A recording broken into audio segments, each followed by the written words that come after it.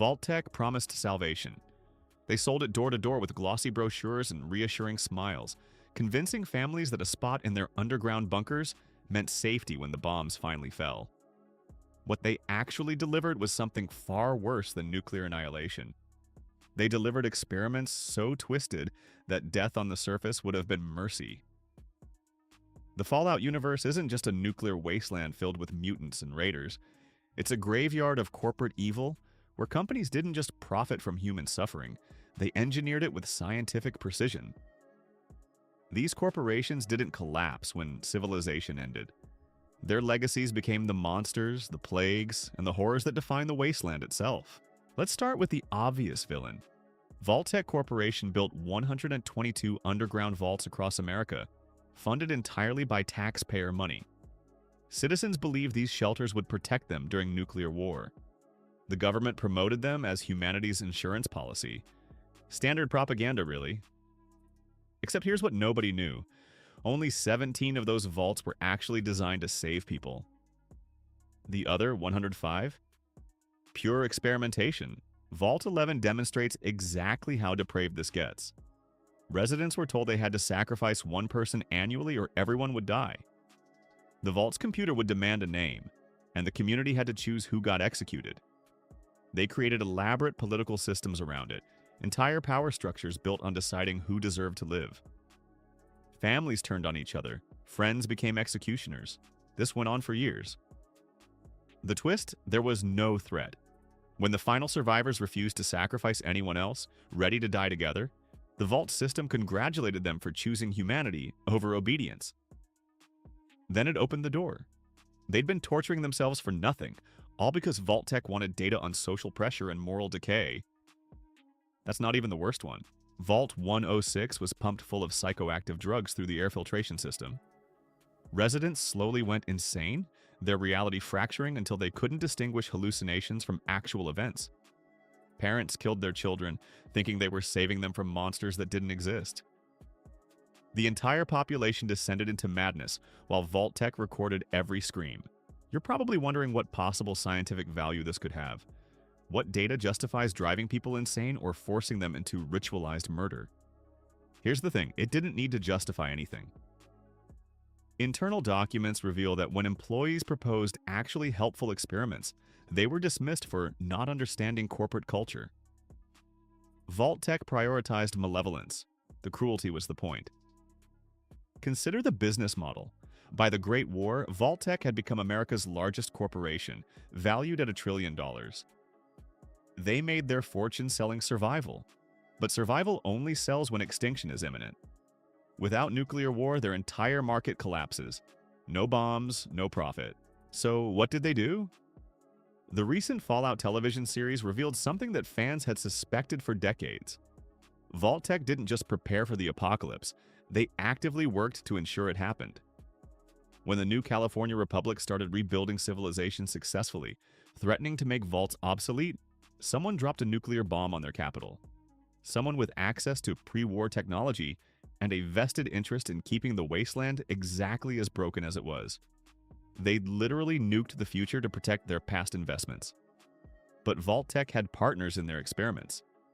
The Enclave wasn't just America's shadow government, they were the backers funding Vault-Tec's research. This organization consisted of presidents, joint chiefs of staff, brilliant scientists, and the ultra-wealthy. Anyone with enough money, power, or moral bankruptcy got an invitation to join what they believed would become the true power structure after civilization collapsed. The Enclave spent years preparing not just to survive nuclear war, but to rule after it. They viewed everyone who wasn't part of their organization as genetically inferior mutants contaminated by radiation exposure. Their solution? Genocide on a scale that would make history's worst atrocities look restrained. They developed FEV Curling 13, an airborne pathogen designed to kill anyone with even trace amounts of radiation in their system. Basically, everyone who survived the initial nuclear exchange.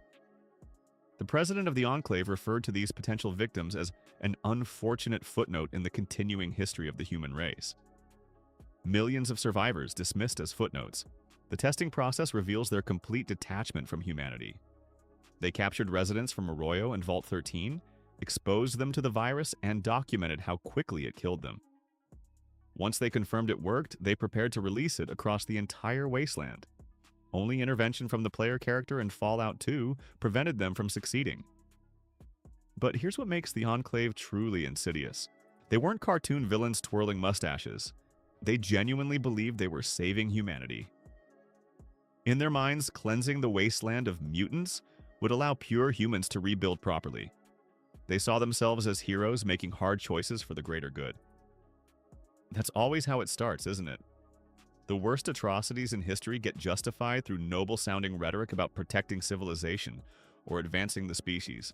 Robco Industries took a different approach to destroying America. They didn't experiment on people or plan genocides. They simply automated everyone out of existence.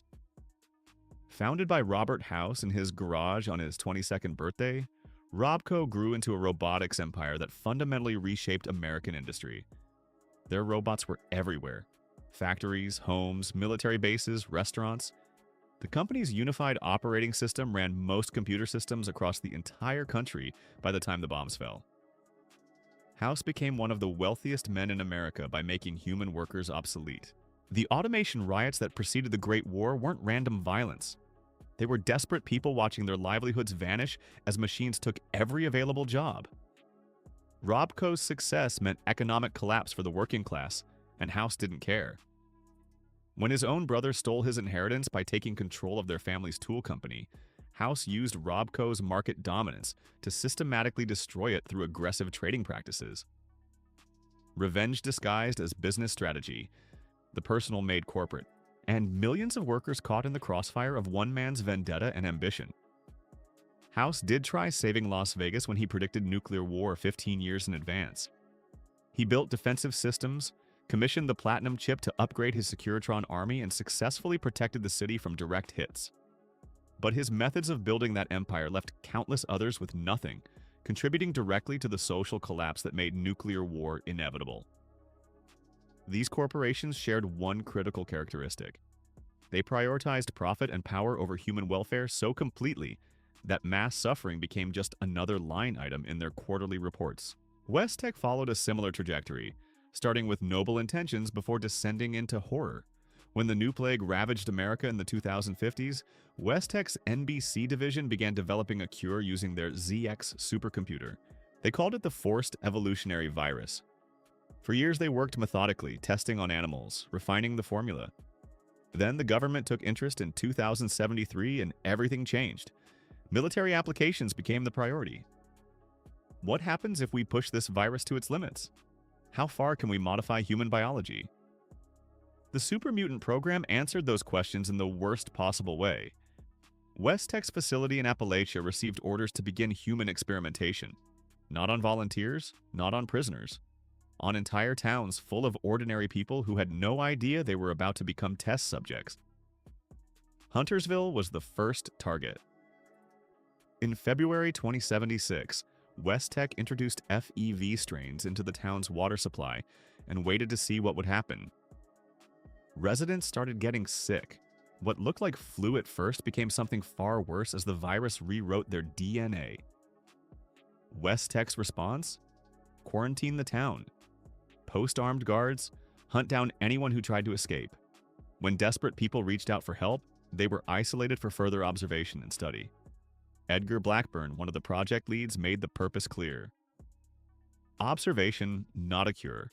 They weren't trying to save these people, they were documenting how they transformed into super mutants, timing the process, recording symptoms, measuring strength increases as humanity drained away. Huntersville wasn't unique. Vault-Tec planned to test FEV in small, isolated towns across America. Multiple communities selected for their remoteness and expendability. The Appalachian facility focused on large-scale testing and rapid iteration, while the California location pursued precision research. Different approaches to the same goal, transforming humans into something else without their knowledge or consent. Big Mountain took scientific horror to even more absurd extremes. Before the war, Big Mountain housed America's brightest minds working on revolutionary technologies. Sonic emitters, space-age alloys, DNA hybridization, force field research. They developed auto-dock surgical advances that saved countless lives. The facility marketed itself as a think tank, where no problem was unsolvable, no question unanswerable. Then the scientists decided mortality was a problem they could solve through radical means. They removed their own brains, placed them in robotic containers, continued their research as disembodied consciousnesses in mechanical shells. That decision alone wasn't evil, just extremely weird. What came after reveals how completely they'd abandoned ethical constraints. Without bodies, without normal human limitations, the think tank pursued knowledge with zero consideration for consequences. They created night stalkers by splicing rattlesnake and coyote DNA. The result? Invisible predators that hunt in packs and terrorize the Mojave. Cazadores came from mutating regular wasps into flying horrors with incredibly toxic venom. The cloud that fills the Sierra Madre? Big MT creation. The ghost people trapped in hazmat suits kept alive by the same toxic fog? Also their work. The dust storms of the divide that can strip flesh from bone? You're seeing a pattern here. Vault-22's carnivorous spore carriers originated at Big MT, though none of the scientists will admit responsibility for that particular nightmare. Their research influenced or directly enabled countless other horrors throughout the wasteland. Dr. Braun's tranquility lane simulation, Professor Calvert's transformation, Christine's near lobotomy. If it involved twisted science, Big MT probably had a hand in it. A cut ending reveals their ultimate ambition. If released from Big Mountain, the think tank planned to recreate Tranquility Lane across the entire NCR. Trap thousands of people in a virtual reality controlled by scientists who'd already demonstrated they viewed human suffering as experimental data. Another version shows them simply turning the Mojave into a smoking crater, because why not? They had the technology and no remaining connection to human values. Scientific progress without ethics. Knowledge pursued regardless of cost. Brilliant minds so detached from humanity they couldn't recognize their own monstrosity. The think tank represents what happens when intelligence becomes completely divorced from wisdom or compassion. These corporations didn't operate in isolation. They fed off each other, shared research, collaborated on projects that benefited them all while destroying everyone else.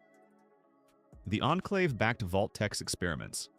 West-Tech's FEV research influenced multiple other organizations. Big MT's technologies spread throughout pre-war America. Robco's automation systems integrated with everyone's infrastructure. They created a world where profit justified any atrocity, where human life became raw material for experiments, where entire communities could be sacrificed for quarterly earnings or research data. The Great War didn't create the Fallout Wasteland's horrors, it just revealed what these corporations had already built beneath the surface of American civilization. Vault-Tec sold safety while designing death traps. The Enclave planned genocide disguised as restoration. Robco automated away human dignity. West-Tech poisoned towns to study the results. Big MT pursued knowledge into madness. Each followed its own logic to monstrous conclusions. What makes their evil so chilling isn't just the scale of suffering they caused. It's how normal it all seemed at the time. Shareholders praised their quarterly results. Government officials approved their contracts. Scientists published papers on their breakthroughs. Society treated them as pillars of American success, right up until the bombs fell. The wasteland inherited their legacy. Super mutants still wander the ruins. Vault experiments continue running on automated systems. The Enclave's remnants still believe in their genocidal mission. Big MT's creations still hunt anyone who enters the Mojave. These corporations ended the world, then kept destroying it long after they ceased to exist. That's the real horror of Fallout's most evil corporations. They didn't need the apocalypse to become monsters. They were already there, hiding behind quarterly earnings reports and classified research projects, treating human beings as disposable resources in their pursuit of profit and power. The nuclear war just made their nature impossible to ignore. The corporations of Fallout didn't destroy the world because they were uniquely evil. They destroyed it because nothing stopped them. No regulations they couldn't bypass, no ethics boards with actual authority, no accountability that mattered more than profit margins.